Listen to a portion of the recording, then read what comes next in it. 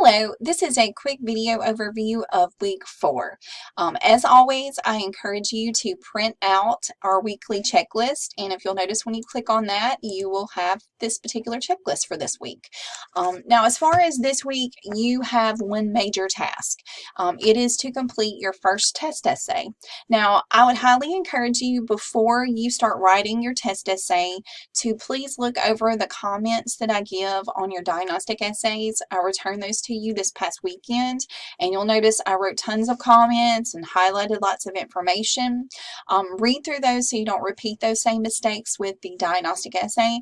You might also want to take an extra step and maybe visit one of our learning labs, and you can, see one of our English instructors, and they can sit down and help you to avoid some of the major errors like run-ons and comma splices and fragments and subject-verb agreement errors in your test essay.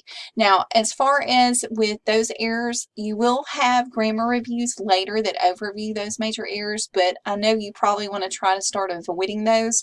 So try to go to the Learning Lab and get some extra help in tutoring if you noticed you had a ton of those major errors. Also, before you write the example essay, you need to, of course, watch the video overview of the assignment. If you go to the actual assignment on Canvas, which is underneath, of course, week 4, and it's underneath the module 1, which is the example illustration essay, test essay 1, you want to click on E, which is the example illustration essay.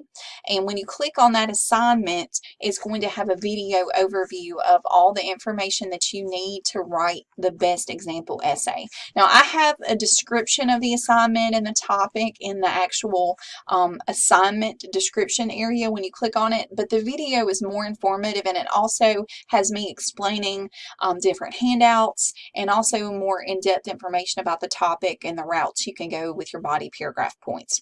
So again, your major task this week is to complete the example essay, and that's going to be due this coming Sunday, which is on September 22nd. You need to submit that to Canvas. If for some reason Canvas goes down, you can email it to any of my email addresses or share it through, your Google Docs account to my Google Docs account, which is, ashleydSummerall@gmail.com. But I would prefer for you to use the Canvas submission.